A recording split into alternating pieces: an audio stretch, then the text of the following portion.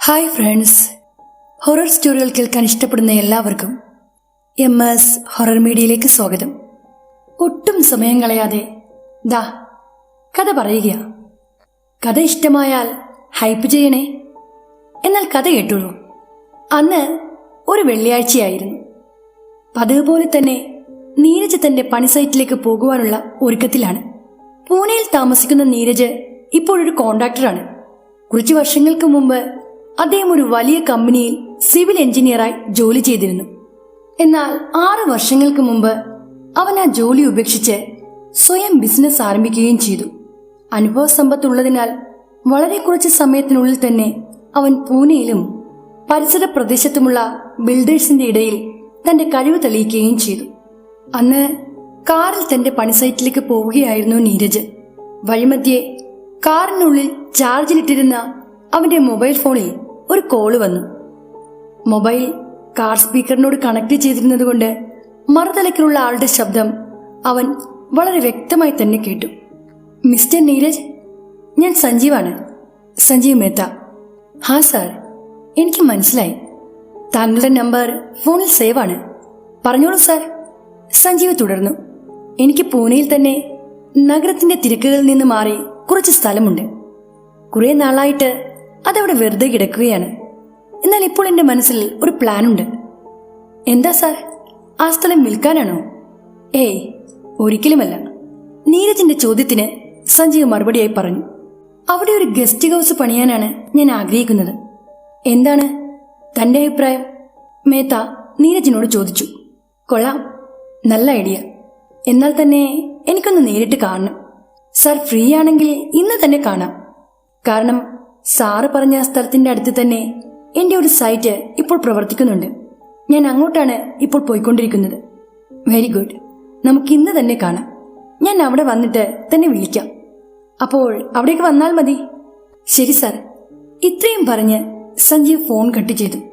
ഉച്ചയ്ക്ക് ശേഷം ഇരുവരും പറഞ്ഞതുപോലെ തന്നെ ഒരു കൂടിക്കാഴ്ച നടത്തി. ശേഷം സഞ്ജീവിന്റെ ഉടമസ്ഥതയിലുള്ള ആ ഒരു സ്ഥലത്തേക്ക് രണ്ടാളും പോയി. ആ സ്ഥലത്തിന് ചുറ്റും വലിയ മരങ്ങൾ ഒരുപാട് വളർന്നു നിൽപ്പുണ്ടായിരുന്നു. പരിസരത്തൊന്നും മനുഷ്യവാസമുള്ളതായി തോന്നിയില്ല. എന്താണ് സാർ ഈ ജനവാസമില്ലാത്ത ഇങ്ങനെയൊരു സ്ഥലം വാങ്ങിയത് എന്ന് നീരജ് ചോദിച്ചു. അതൊക്കെ ഒരു ലക്കിൽ കിട്ടിയപ്പോൾ അങ്ങ് വാങ്ങിച്ചതാ. ഒരാൾക്ക് പണത്തിന്റെ ആവശ്യം വന്നപ്പോൾ ഞാൻ വില കുറച്ച് വാങ്ങിയതാണ്, മേത്ത ചിരിച്ചുകൊണ്ട് പറഞ്ഞു. പിന്നീട് മേത്ത തന്റെ മനസ്സിലെ പ്ലാനും പദ്ധതികളുമെല്ലാം നീരജിനോട് വിവരിച്ചു. ശേഷം രണ്ടാളും ചേർന്ന് ഒരു കരാറുണ്ടാക്കുകയും ചെയ്തു. ഡിസംബർ 1 തന്നെ പണി ആരംഭിക്കാനുള്ള തീയതിയും അവർ നിശ്ചയിച്ചു.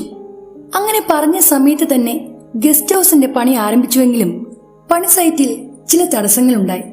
സൈറ്റിലെ തൊഴിലാളികൾക്ക് ഓരോരുത്തർക്കായി പല അപകടങ്ങളും അസുഖങ്ങളും ഉണ്ടാകാൻ തുടങ്ങി. അതോടെ അധികം തൊഴിലാളികളെ നീരജ് ഇവിടേക്ക് കൊണ്ടുവന്നു. പക്ഷെ അവരുടെയും സ്ഥിതി മുന്നേ അവിടെ വർക്ക് ചെയ്തിരുന്ന തൊഴിലാളികളുടെ അതേ അവസ്ഥയായിരുന്നു. അങ്ങനെ വന്നതോടെ സൈറ്റിലെ പണി നിന്നു.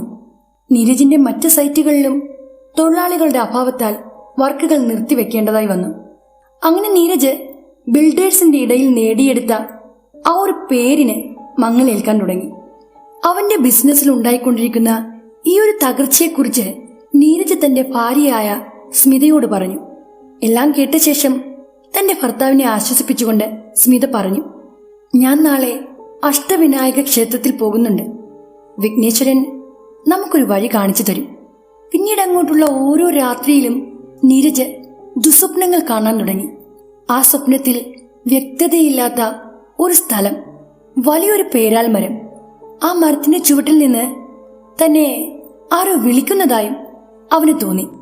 വാ, ഞാൻ നിന്നെ കാത്തിരിക്കുകയാണ്. പിന്നീട് ഒരു പെൺകുട്ടിയാണ് ആ സ്വപ്നത്തിൽ തന്നെ വിളിക്കുന്നതെന്ന് അവന് വ്യക്തമായി. അത് മാത്രമല്ല, ഇക്കഴിഞ്ഞ രാത്രിയിൽ തന്റെ കയ്യിൽ ഒരു മുറിവുണ്ടാവുന്നതായി അവൻ സ്വപ്നം കണ്ടിരുന്നു. ആ സ്വപ്നം അടുത്ത ദിവസം സത്യമാവുകയും ചെയ്തു. അന്ന് തന്റെ സ്വപ്നത്തിൽ കണ്ട അതേ കയ്യിൽ മുറിവുണ്ടായി.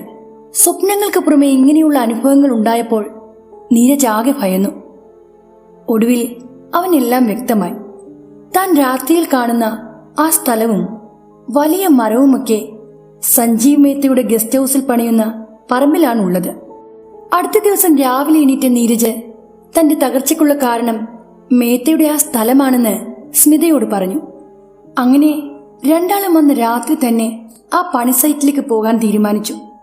കാരണം എല്ലായ്പ്പോഴും രാത്രി സമയത്ത് കാണുന്ന സ്വപ്നത്തിലാണ് ആ സ്ഥലവും മരവും ആ പെൺകുട്ടിയെയും കാണാൻ സാധിച്ചിരുന്നത്. അതുകൊണ്ടാണ് അവർ രാത്രി സമയത്ത് തന്നെ ആ സ്ഥലത്തേക്ക് യാത്ര തിരിച്ചത്. അങ്ങനെ പാതിരാത്രിയോടെ അവർ ഇരുവരും ആ സ്ഥലത്തിനടുത്തെത്തി. ആ സ്ഥലത്തിനോട് ചേർന്ന് കിടക്കുന്ന മറ്റൊരു പറമ്പിലായിരുന്നു നീരജ് കാർ പാർക്ക് ചെയ്തത്. അവൻ കാറിൽ നിന്ന് പുറത്തിറങ്ങി. സ്മിതയോട് കാറിൽ തന്നെ ഇരിക്കാൻ അവൻ ആവശ്യപ്പെടുകയും ചെയ്തു. പക്ഷെ അവൾ വിസമ്മതം പ്രകടിപ്പിച്ചുകൊണ്ട് ഡോറ് തുറക്കാൻ ഒരുങ്ങിയതും അവൻ അവളെ തടഞ്ഞുകൊണ്ട് പറഞ്ഞു, ഞാൻ അങ്ങോട്ട് പോയാലും നിനക്ക് ഈ കാറിൽ ഇരുന്നു കൊണ്ട് എന്നെ കാണാൻ സാധിക്കും. ഇനി എന്തെങ്കിലും അത്യാവശ്യമുണ്ടായാൽ മാത്രം നീ പുറത്തു വന്നാൽ മതി. ഇത്രയും പറഞ്ഞിട്ട് മനസ്സിൽ ദൈവത്തെ പ്രാർത്ഥിച്ചുകൊണ്ട് നീരജ് ആ സ്ഥലത്തേക്ക് നടന്നു. രാത്രിയിൽ ആദ്യമായിട്ടാണ് അവൻ ഇവിടേക്ക് വരുന്നത്. ഇരുട്ടിലാണ്ടുകിടന്ന ആ സ്ഥലം കണ്ടപ്പോഴേ അവന് ഭയമേറി. അവിടെയെല്ലാം ചുറ്റിത്തിരിഞ്ഞ് ഒടുവിൽ അവൻ ആ പേരാൽ മരത്തിനടുത്തെത്തി. ആ മരം കണ്ടതും അവൻ ആകെ വല്ലാണ്ടായി. ആ സമയത്ത് ആ വലിയ ആൽമരത്തിന് മുകളിൽ നിന്ന് ചില ശബ്ദങ്ങൾ കേട്ടു തുടങ്ങി. നിശ്ചലമായ ആ രാത്രിയിൽ ആ ശബ്ദങ്ങൾ അവന്റെ മനസ്സിലെ ഭീതിയെ ഇരട്ടിയാക്കി. അവൻ വായുവിലേക്ക് ഉയർന്നു പൊങ്ങുന്നതായി അവന് തോന്നി. എങ്കിലും അവന്റെ കാലുകൾ മണ്ണിൽ ഉറച്ചു തന്നെയാണ് നിന്നിരുന്നത്. അപ്പോഴേക്കും ആ മരത്തിന്റെ മുകളിൽ നിന്ന് ഒരു രൂപം മെല്ലെ മെല്ലെ താഴെ കൊഴുകി വന്നു. ഈ കാഴ്ച കണ്ട് നിശ്ചലനായി നിന്ന നീരജിന്റെ മുന്നിലേക്ക് ആ രൂപം വന്നു നിന്നു. അഴഞ്ഞുലഞ്ഞ മുടിയും പൈശാചിക രൂപവുമുള്ള ഒരു പെൺകുട്ടിയായിരുന്നു അത്. ഞാൻ നിന്നെ കാത്തിരിക്കുകയായിരുന്നു.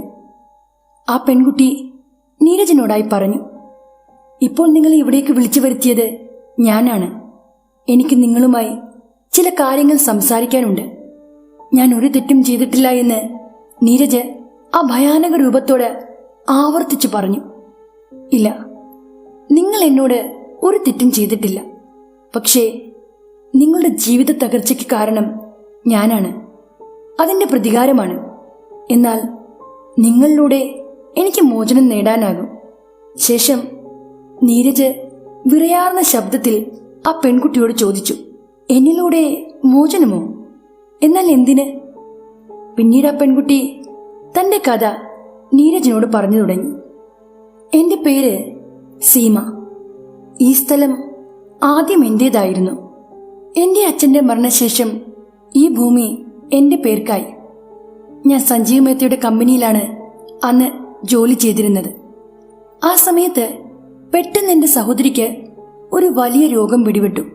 സഹോദരിയുടെ ചികിത്സാ ചെലവിനായി ഒരുപാട് പണം ആവശ്യമായി വന്നു.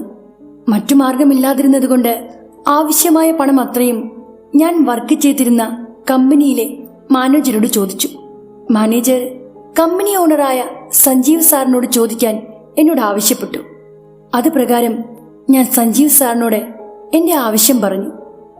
സാറ് പണം തരാമെന്ന് സമ്മതിക്കുകയും ചെയ്തു.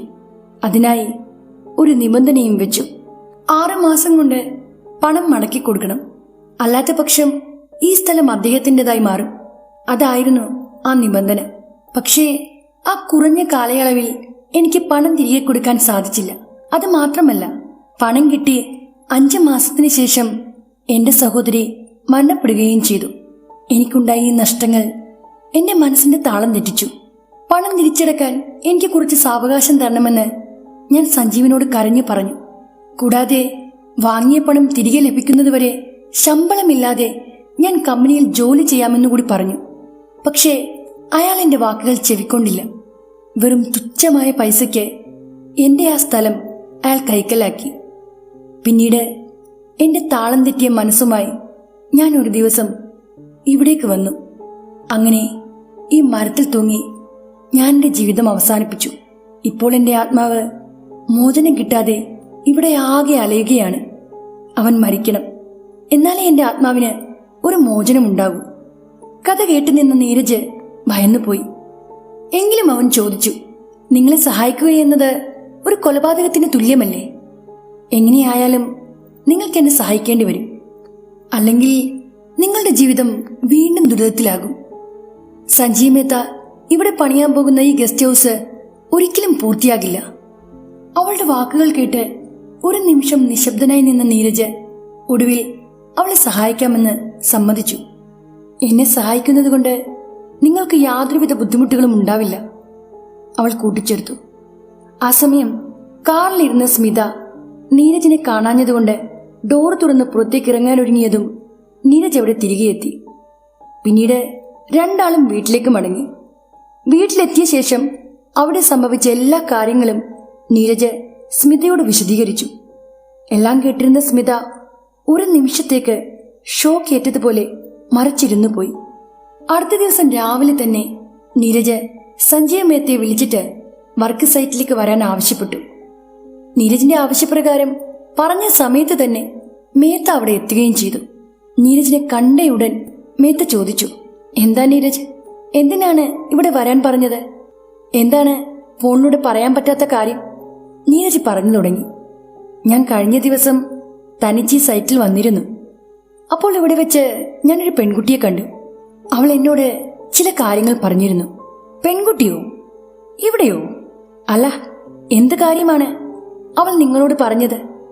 മേത്തയുടെ ആശ്ചര്യം നിറഞ്ഞ ആ ചോദ്യങ്ങൾ കേട്ട് നീരജ് തുടർന്നു. ഈ സ്ഥലം അവളുടേതാണെന്നും അവളുടെ പേര് സീമയെന്നാണെന്നുമാണ് അവൾ എന്നോട് പറഞ്ഞത്. സീമ എന്ന പേര് കേട്ട പാടെ തന്നെ സഞ്ജയ് മേത്തയുടെ മുഖത്ത് ഒരു ഭയം പ്രകടമായി. മേത്തയുടെ മുഖഭാവം കണ്ടപ്പോൾ തന്നെ നീരജ് ഉറപ്പിച്ചു ആ പെൺകുട്ടി പറഞ്ഞത് അത്രയും ശരിയാണെന്ന്. പിന്നീട് അധികം നേരം രണ്ടാളും അവിടെ നിന്നില്ല. അങ്ങനെ കുറച്ച് ദിവസങ്ങൾ കഴിഞ്ഞ് ഒരു രാത്രി നീരജ് മേത്തയെ ഫോണിൽ വിളിച്ചു. എന്നിട്ട് പറഞ്ഞു ഗസ്റ്റ് ഹൗസിന്റെ പണി നടക്കുന്ന സ്ഥലത്ത് നിന്ന് സ്വർണ്ണാഭരണങ്ങൾ അടങ്ങിയ ഒരു നിധി കുംഭം കണ്ടെത്തിയെന്ന്. രാവിലെ തൊഴിലാളികൾ കണ്ടാൽ പ്രശ്നമാകുമെന്നും അതിനാൽ രാത്രി തന്നെ അവിടേക്ക് എത്തണമെന്നും നീരജ് മേത്തയോട് ആവശ്യപ്പെട്ടു. സ്വർണ്ണാഭരണങ്ങൾ എന്ന കേട്ടപാടെ എല്ലാം മറന്ന് രാമാനം മേത്ത അദ്ദേഹത്തിന്റെ ആ സ്ഥലത്തെത്തി.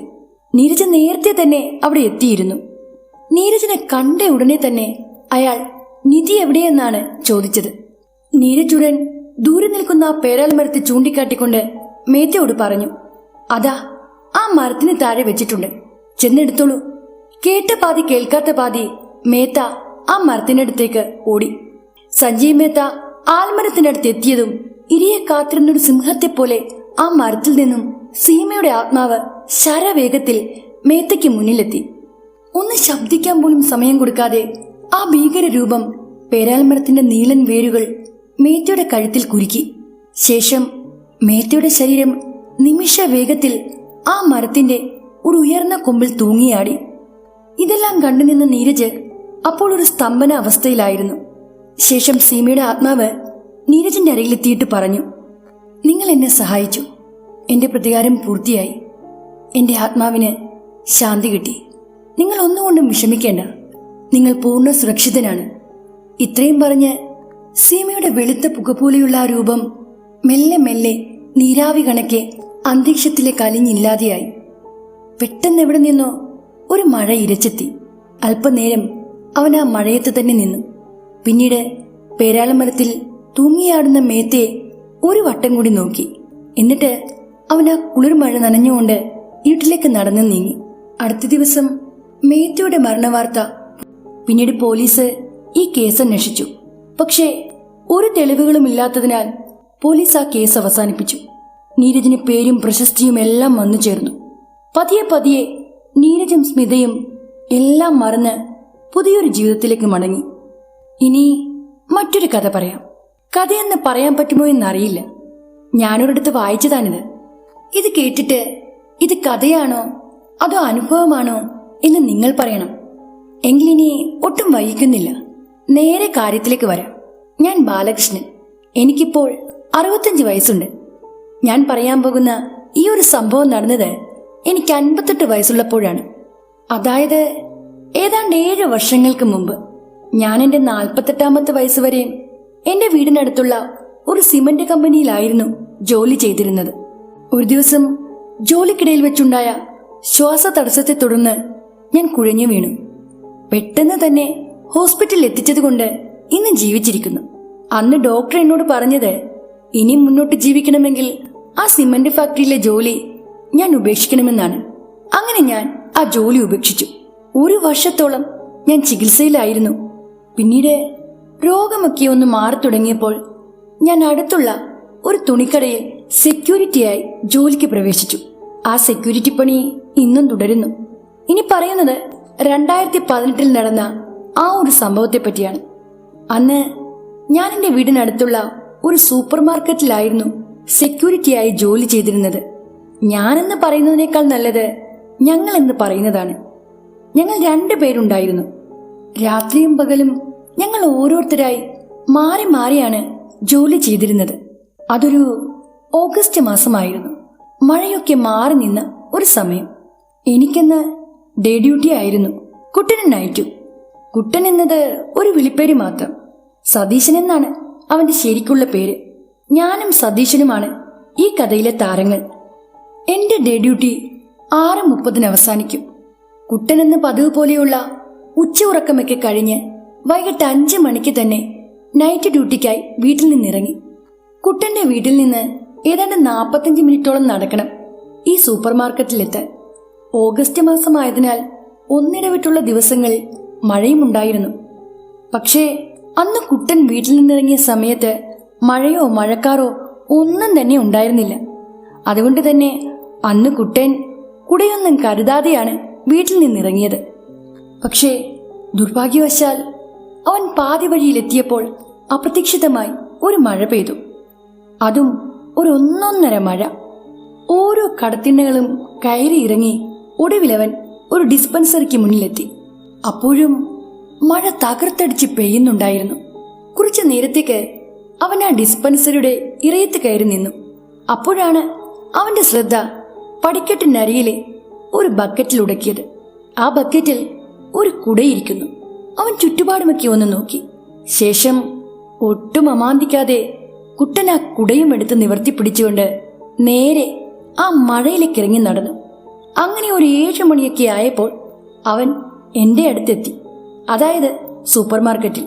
കുട്ടനെ കണ്ടയുടൻ ഞാൻ വീട്ടിലേക്ക് പോകാൻ തയ്യാറെടുത്തു. പുറത്ത് ഒരു മയവുമില്ലാതെ മഴ അങ്ങനെ തകർക്കുകയാണ്. പിന്നീട് പെട്ടെന്ന് തന്നെ ഞാൻ ഡ്രസ്സ് മാറി വന്നു. പക്ഷേ വീട്ടിൽ പോകണമെങ്കിൽ കുട്ടൻ കടാക്ഷിക്കണം. എന്റെ കയ്യിലും കുടയില്ലല്ലോ. ഞാൻ അവനോട് കുട ചോദിച്ചു. അവൻ കുട തന്നു. പക്ഷേ നാളെ തന്നെ തിരികെ തരണമെന്നും ഇത് അവന്റേതല്ലെന്നും കുട കയ്യിൽ വന്ന കഥയുമൊക്കെ അവൻ എന്നോട് വിശദീകരിച്ചു. ഇനി ഈ കുടയും അന്വേഷിച്ച് ആരെങ്കിലും പുറകെ വരുമോ? പിന്നെ കുട്ടൻ തന്ന കുടയും നിവർത്തിപ്പിടിച്ച് ഞാൻ ആ മഴയിലേക്ക് ഇറങ്ങി നടന്നു. അന്ന് പതിവിലും അധികം ഇരുട്ടായിരുന്നു. 8 മണി കഴിഞ്ഞതേയുള്ളൂ. എങ്കിലും റോഡ് ആകെ വിജനമാണ്. കറണ്ട് പോയിരിക്കുകയാണെന്ന് തോന്നുന്നു. എല്ലായിടവും ഇരുട്ടിൽ മൂടിയിരിക്കുന്നു. ഞാൻ ആ ഇരുട്ടിലൂടെ മഴയത്ത് മുന്നോട്ടങ്ങനെ നടക്കുകയാണ്. റോഡിലാകെ വെള്ളം കെട്ടി നിൽപ്പുണ്ട്. ആ സമയത്ത് എന്റെ കയ്യിലിരുന്ന കുട ആരോ പിന്നിലേക്ക് പിടിച്ചു വലിച്ചു. പക്ഷേ ഒരു തരത്തിലുള്ള കാറ്റും അപ്പോൾ വീശുന്നുണ്ടായിരുന്നില്ല. കുട പിന്നിലേക്ക് ചാഞ്ഞതും ഞാൻ പിറകിലേക്ക് തിരിഞ്ഞു നോക്കി. എന്നാൽ പുറകിൽ ആരും തന്നെ ഉണ്ടായിരുന്നില്ല. ഈ ഒരു പ്രവൃത്തി 1-2 തവണ ആവർത്തിച്ചു. അതുമാത്രമല്ല, പിന്നീട് എന്റെ പിന്നിലായി റോഡിലെ വെള്ളത്തിലൂടെ ആരോ ചവിട്ടി നടക്കുന്നതായി എനിക്ക് തോന്നി. തിരിഞ്ഞു നോക്കുമ്പോൾ ആരെയും കാണാനുമില്ല. അതോടെ ആ കാൽപെരുമാറ്റം ഞാൻ ശ്രദ്ധിക്കാൻ തുടങ്ങി. അപ്പോൾ അതിന്റെ ഒപ്പത്തിനൊപ്പം കേൾക്കാൻ തുടങ്ങി. ഞാൻ നടക്കുമ്പോൾ അതും നടക്കും, ഞാൻ നിൽക്കുമ്പോൾ അതും നിൽക്കും. പിന്നെ ഒന്നും ചിന്തിച്ചില്ല. കുടയും ദൂരേക്ക് വലിച്ചെറിഞ്ഞ് ഞാൻ ജീവനും കൊണ്ട് ഒരൊറ്റയോട്ടം ചെന്ന് നിന്നത് എന്റെ വീടിന്റെ മുറ്റത്ത്. എന്റെ വെപ്രാളവും പരവേശവുമൊക്കെ കണ്ടിട്ട് വീട്ടുകാർ കാര്യം തിരക്കി. പക്ഷേ ഞാനൊന്നും അവരോട് പറഞ്ഞില്ല. അന്ന് അത്താഴം പോലും കഴിക്കാതെ ഞാൻ കയറി കിടന്നു. അടുത്ത ദിവസം രാവിലെ ഞാൻ കഴിഞ്ഞ ആ രാത്രിയിലുണ്ടായ സംഭവങ്ങളെക്കുറിച്ച് ഒരുപാട് ആലോചിച്ചു. ഒടുവിൽ അതെന്റെ തോന്നലാണെന്ന് വിചാരിച്ച് ഞാൻ സ്വയം സമാധാനിച്ചു. പിന്നീട് ഞാൻ സൂപ്പർ മാർക്കറ്റിലേക്ക് പോയി. അവിടെ ചെല്ലുമ്പോൾ സൂപ്പർ മാർക്കറ്റിലെ ഞങ്ങളുടെ റൂമിന് പുറത്ത് ഒരാൾക്കൂട്ടം. ഞാനൊന്ന് ഭയന്നു. എങ്കിലും ആളുകളെ തള്ളി മാറ്റി ഞാൻ ക്വാർട്ടേഴ്സിനടുത്തേക്ക് ചെന്നു. അപ്പോൾ അവിടെ കണ്ട കാഴ്ച കണ്ട് ഞാൻ മരച്ചു നിന്നുപോയി. കുട്ടന്റെ വായിൽ നിന്ന് നുരയും പതയും ഒലിച്ചിറങ്ങുന്നു. കൈയും മുഖവും ഒരു വശത്തേക്ക് കോടി അവൻ ബോധരഹിതനായി തറയിൽ കിടക്കുന്നു. അവന്റെ തൊട്ടടുത്തായി ഒരു കുടയും. ഇന്നലെ എനിക്ക് അവൻ തന്നുവിട്ട അതേ കുട, ഞാൻ റോഡിൽ ഉപേക്ഷിച്ച ആ കുട. ഉടൻ തന്നെ ആംബുലൻസ് എത്തി. കുട്ടനെ ഹോസ്പിറ്റലിലേക്ക് കൊണ്ടുപോയി. ഒരാഴ്ചയോളം അവൻ ആ ഹോസ്പിറ്റലിൽ അഡ്മിറ്റ് ആയിരുന്നു. അങ്ങനെ 8-ാം പക്കം കുട്ടൻ ഹോസ്പിറ്റലിൽ നിന്ന് വീട്ടിലേക്ക് വന്നു. അവനെ കാണാനായി ഞാൻ അവന്റെ വീട്ടിൽ ചെന്നു. അന്ന് അവൻ ആ രാത്രിയിലുണ്ടായ സംഭവങ്ങളെല്ലാം എന്നോട് വിശദീകരിച്ചു. അന്ന് കുട്ടൻ ആ ഡിസ്പെൻസറിയുടെ വാതിക്കൽ നിന്ന് എടുത്ത കുടയില്ലേ, അവിടെ ഡോക്ടറെ കാണാൻ വന്ന ഒരു സ്ത്രീയുടേതായിരുന്നു ആ കുട. അവർ ഡോക്ടറെ കണ്ട് പുറത്തു വന്നപ്പോൾ ബക്കറ്റിൽ വെച്ചിരുന്ന അവരുടെ കുട കാണാതെ വന്നു. സമയം ഒരുപാട് വൈകിയതിനാൽ ആ സ്ത്രീ കുടയില്ലാതെ തന്റെ സാരിത്തുമ്പ് തലയിലേക്കിട്ട് മഴയിലേക്ക് ഇറങ്ങി നടന്നു. പക്ഷേ സാരിത്തുമ്പും തലയിലിട്ട് കനത്ത മഴയിലൂടെ തിടുക്കത്തിൽ വീട്ടിലേക്ക് നടന്ന ആ സ്ത്രീയെ ഒരു ട്രക്ക് ഇടിച്ചു തെറിപ്പിച്ചു. ആ സ്പോട്ടിൽ തന്നെ അവരുടെ ജീവൻ പോവുകയും ചെയ്തു. നനഞ്ഞ സാരിത്തുമ്പിനാൽ മുഖം മറഞ്ഞു കിടന്നതുകൊണ്ട് ട്രക്ക് വന്നത് അവർ ശ്രദ്ധിച്ചില്ല. ഇതെല്ലാം ആ സ്ത്രീയുടെ ആത്മാവ് തന്നെ അവനോട് പറഞ്ഞതാണെന്ന് അവൻ എന്നോട് പറഞ്ഞത്. ആ സ്ത്രീയെ കണ്ട് ഭയന്നാണ് കുട്ടന് ഇങ്ങനെയൊക്കെ സംഭവിച്ചതെന്നും അവൻ പറഞ്ഞു. ഹോ, ഒരു കുടമോഷണം ഇത്രയും വലിയ വിനയാകുമെന്ന് ആർക്കറിയാമായിരുന്നു?